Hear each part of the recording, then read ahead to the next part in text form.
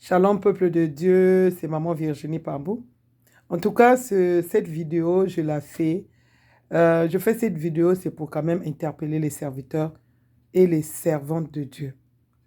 Les pasteurs et tous ceux qui ont accès au micro, qui ont accès au podium de Dieu, ceux qui ont accès aux caméras, ceux qui ont accès à une visibilité. Donc, ce que nous avons remarqué, je ne suis pas la seule, je le dis, parce que je parle aussi avec d'autres personnes, c'est que lorsque les gens aujourd'hui ont la visibilité, ils ont accès au podium, ils ont accès au micro, ils ont accès aux caméras, ils se permettent tout. C'est-à-dire que la maison de Dieu, le podium est devenu le centre de règlement des problèmes, là où les gens, chacun vient, il prend son micro, il vient parler, il raconte tout ce qu'il veut. Ils prennent le peuple de Dieu en otage. En otage, pourquoi? Il y a une maman dernièrement qui est venue me voir, on parlait, et je lui ai dit, ma chère, ne pense pas que tu es la seule. Elle dit que, non, quand mon pasteur prend le téléphone et prend le micro, il monte sur le podium. Tu sens qu'il est en train de régler un problème avec quelqu'un. Or, la parole de Dieu est bien claire. La parole de Dieu nous dit, il envoya sa parole, c'est sa parole qui délivra. C'est sa parole qui guérit. C'est sa parole qui change. C'est sa parole qui transforme. C'est la parole de Dieu qui amène des changements dans la vie de quelqu'un. Mais aujourd'hui, là, tout le monde prend le micro. Ils racontent tout ce qu'ils veulent. Et la maman me disait, tu sais quoi? On m'a prêché, on m'a traité de Jonas. J'ai dit, mais t'es bien si on t'a traité de Jonas. C'est parce que les gens ne comprennent même pas le message qu'ils font passer. Mais Dieu aimait tellement Jonas. Dieu aimait Jonas, voilà pourquoi il avait choisi Jonas, pour que Jonas aille apporter la nouvelle, le message au peuple de Ninive. Mais Jonas était effrayé, Jonas fut effrayé. Il a eu peur parce qu'il connaissait ces gens-là, il connaissait le peuple de Ninive. Voilà pourquoi Jonas a eu peur d'aller annoncer ce message que Dieu lui avait donné au peuple de Ninive. Et Jonas a fui, Jonas a refusé parce qu'il a eu peur. Il a préféré mourir que d'aller confronter ce peuple-là, ces incirconcis. Il a refusé. Il a refusé parce qu'il savait que c'était un peuple incirconcis, qui n'avait Dieu que des bouts de lèvres, mais dans le fond, au fond de leur cœur, c'était pire que des assassins, c'était pire que des criminels. Et il a fui. Jonas a dit non, je n'irai pas. Mais dans son amour, Dieu n'a pas abandonné Jonas. Hein. C'est là où tu vois parfois les serviteurs de Dieu, quand ils ont quelque chose à te dire, à te jeter, à te lancer, ils vont interpréter Jonas différemment. Mais Jonas, Dieu l'a tellement aimé. Parce que Jonas avait compris. Dans la barque, dans le bateau, Jonas ne s'est pas jeté lui-même dans l'eau. C'est comme s'il demandait à Dieu, Dieu, maintenant que j'ai refusé d'aller annoncer ce message-là à ton peuple, le peuple de Ninive, maintenant toi-même, tue-moi. Voilà pourquoi il avait demandé à cet équipage de le jeter dans l'océan. Donc, quand il est tombé dans l'océan, mais Dieu qui le connaissait, qui l'aimait, a envoyé le poisson pour venir l'engloutir afin que Jonas ne meure pas. Pourquoi Jonas n'est pas mort? Pourquoi il ne s'est pas jeté de lui-même? Pourquoi lorsqu'on l'a jeté, il n'est pas tombé dans l'océan et il est mort? C'est parce que Dieu l'aimait. Dieu savait que Jonas avait un bon cœur. Mais Jonas était effrayé, même si la frayeur, la peur n'est pas de Dieu. Mais Jonas a eu peur, c'est un être humain. Donc il a eu peur d'aller annoncer ce message-là, cette nouvelle-là au peuple de Ninive. Et arrivé dans le ventre du poisson, Jonas s'est repenti, il a dit, oh Dieu, je comprends que tu m'aimes. Parce que si tu ne m'aimais pas, tu ne me laisserais pas dans le ventre du poisson. Et Jonas s'est repenti d'avoir refusé la mission de Dieu. Mais en même temps, la rébellion de Jonas a permis à Dieu d'aller toucher, d'aller préparer le terrain pour Jonas. Et lorsque Jonas est arrivé à Ninive, même lui-même, le roi, il s'est repenti et a obéi à écouter le message et a décrété un jeûne et la repentance pour le peuple de Ninive. Et c'est de cette façon que le peuple de Ninive s'était repenti et puis a été sauvé. Mais ce n'est pas parce que Jonas était mauvais, Jonas ne voulait pas obéir à la parole de Dieu. Il était effrayé. Il a dit, je préfère encore mourir dans l'océan que de me faire dévorer vivant par le peuple de Ninive.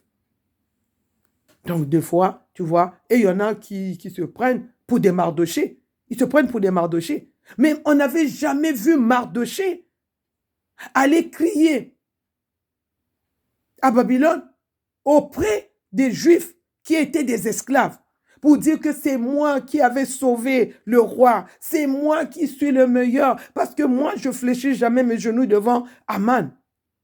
Mais c'est plutôt Aman qui partait voir des gens en complicité pour vouloir tuer Mardoché. Mais Mardoché, Dieu le connaissait. Mardoché n'a jamais pris le micro. Mardoché n'a jamais cherché la visibilité. Mardoché n'a jamais rien cherché. Mais c'est Dieu qui partait toujours. C'est Dieu qui le connaissait. C'est Dieu qui a agi dans la vie de Mardoché parce que Mardoché cherchait plutôt sa relation avec Dieu. Mardoché, c'était sa relation avec Dieu. Mardoché ne regardait pas à ce que Aman faisait. Mardoché a sauvé le roi. Mais un jour, le roi a été plutôt troublé par l'Esprit de Dieu pour pouvoir récompenser Mardoché parce qu'il avait vu la complicité qui se passait dans le monde des ténèbres. Ce que Aman avait déjà préparé contre Mardoché. Mais Mardoché n'a jamais pris le micro pour dire « Ah, les Aman là-bas, ils vont mourir. Oh, les quoi vont mourir. » Il n'a pas dit à sa nièce « Ah, lève-toi maintenant, là, on va les tuer, on va les combattre. » Non. Et Esther, ayant entendu la nouvelle, Esther a décrété un jeûne. Voilà pourquoi je vous demande, parfois quand vous voyez des combats qui vous arrivent, décrétez juste un jeûne. Décrétez un jeûne personnel. Soyez en jeûne. Soyez dans un esprit de prière. Quand vous voyez que les combats vous parviennent comme ça, vous n'arrivez pas à vous en sortir. Ayez un esprit de jeûne.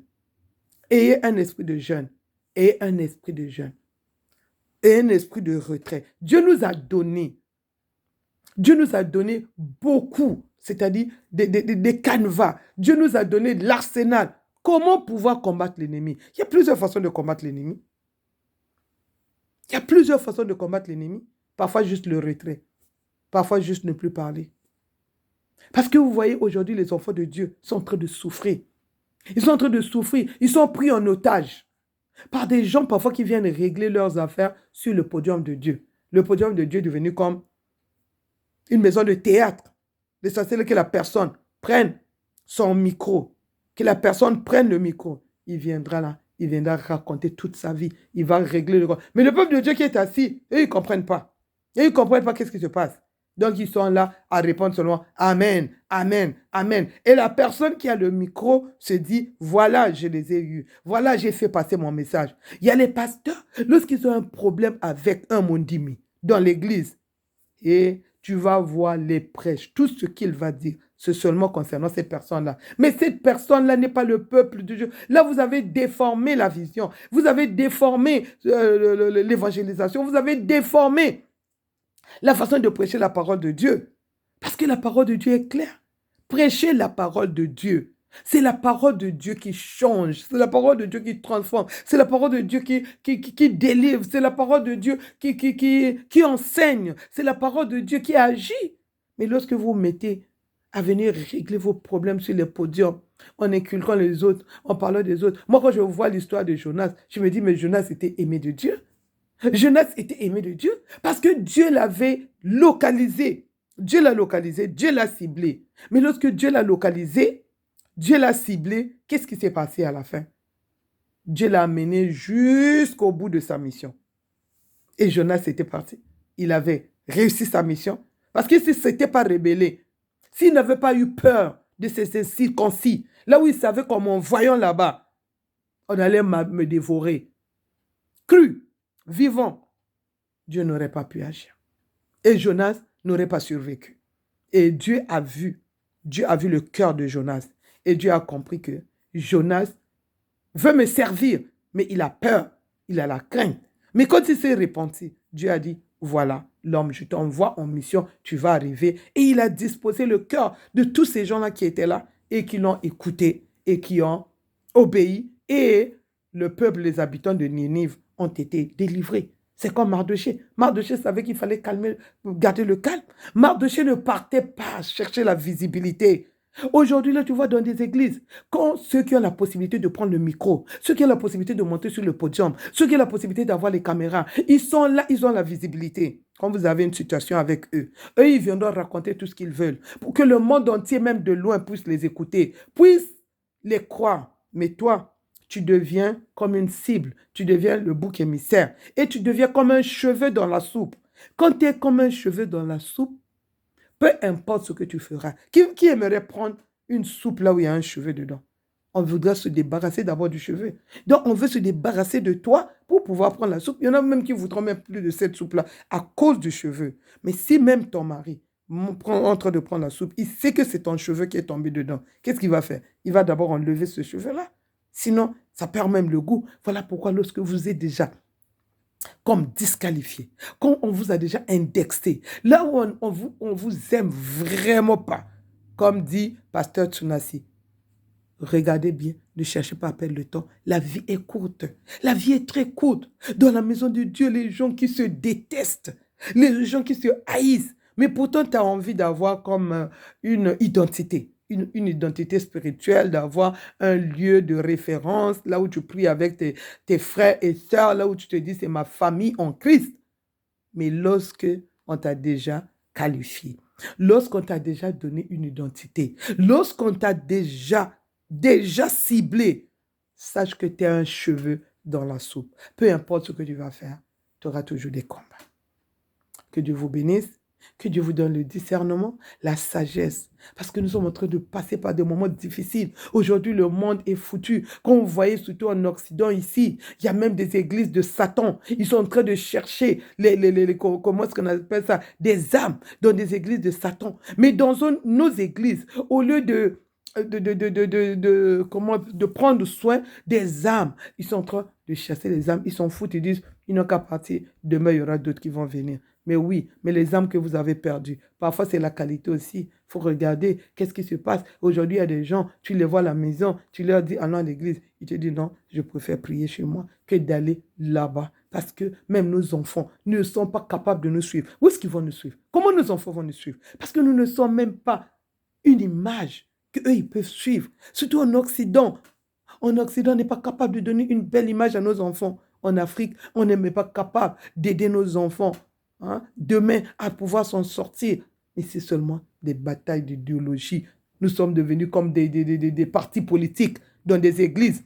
Ici à tel clan de celui-là, ici à tel clan de celui-là, il doit y avoir tel clan de tel autre. Donc nous sommes plus que des partis politiques. Déjà, on se plaint de nos politiciens. Maintenant, dans des églises, là où il y a des clans, là où il y a des clans, là où il y a des clans, ça ressemble à quoi? Où est la différence? Que Dieu vous bénisse. Bye.